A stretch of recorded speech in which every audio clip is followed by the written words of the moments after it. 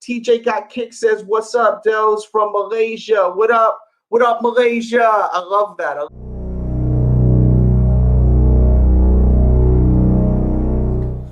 What is up, guys? TJ Got Kicks 89 here, back with another review for you guys. This was a recent pickup. I think one of the most recently slept on releases of the year. There's a multitude of colorways. We are talking about the OG 77 Blazer Mid Vintage. Yeah, so from the barcode, the size tag, it reads white thunder gray sail.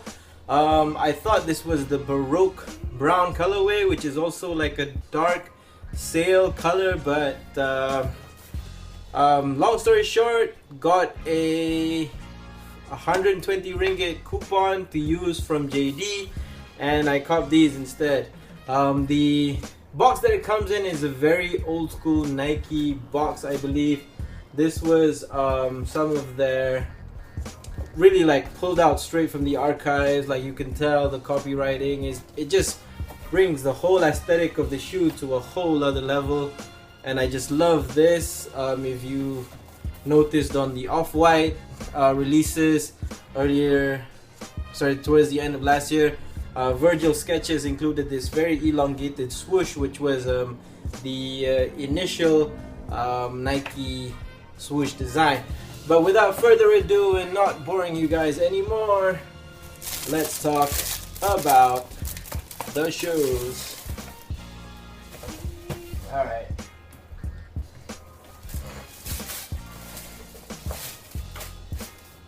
Just gonna throw this on here for good measure.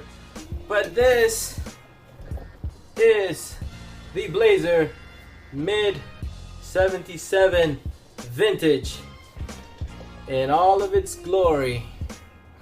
A very quick 360 for you guys, because you guys want to know. Oops, someone just texted me. But you guys want to know what you guys are getting.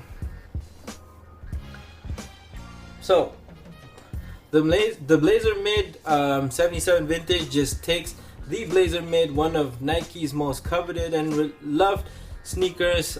This shoe has seen tons of collabs: Supreme, Stussy, Comme des Garçons, and Off-White, obviously the most notable recent one, and just takes it back to how it was released when it was available to consumers in 1977. A little bit of history about this shoe is that this is actually Nike's first basketball shoe, because it was first, Nike was a runner-based sneaker. Nike was a running company first, and then obviously it transcended into the tennis market, and then it was basketball. And at that time, the competitors were the Puma with their Puma Suede and Puma Clydes, and also Adidas, who had the Shell Toes or the Superstars. But Nike came out with this, and one of the most prominent features of the Blazer Mid is the enlarged, very elongated swoosh, which was supposed to be a branding marketing tactic, because whenever Bill Bowerman and Phil Knight had this shoe released, they wanted the branding to be noticeable from off the court and also on the court. And I can't really remember the name of the first PE that this was released, but I think one of the YouTube sneaker channels who talk about the history of shoes mentioned that this shoe was first made available to a player nicknamed by Iceman. Look it up on Google and you should be able to find everything out about it. But let's go into the overall materials and the reason why I got this shoe. Firstly, why I got this shoe was, look at it, man. It's such a beautiful shoe. I mean, you could rock this with practically anything. You could dress it up, dress it down. Also the fact that I got this for sale. But hey, one of the main reasons why I got this shoe was actually the leather quality. It's just so soft and plush, and I don't know, I mean, for a shoe that's about 369, I believe, this shoe has really great quality. The The leather on the side walls is just really plush. You're just getting your money's worth with this shoe. And also the fact that it's got like a very non-conventional color of a swoosh. The overall materials used on this shoe, before I forget the format of my videos, is a primary leather build used throughout the entire shoe, including the toe cap. Look at that shaggy haired suede on the side and on the toe cap. It just looks so good. I just want to skate this thing, but I can't skate anymore. The suede and the leather used, and also this I believe is just synthetic nubuck. I could be wrong, but it feels really great. And also on the back you see that Nike very pixelated. It looked at it as if the printing was so incorrect. You've got lining, leather lining also inside the shoe. Let's just take this out real quick and just unlace them.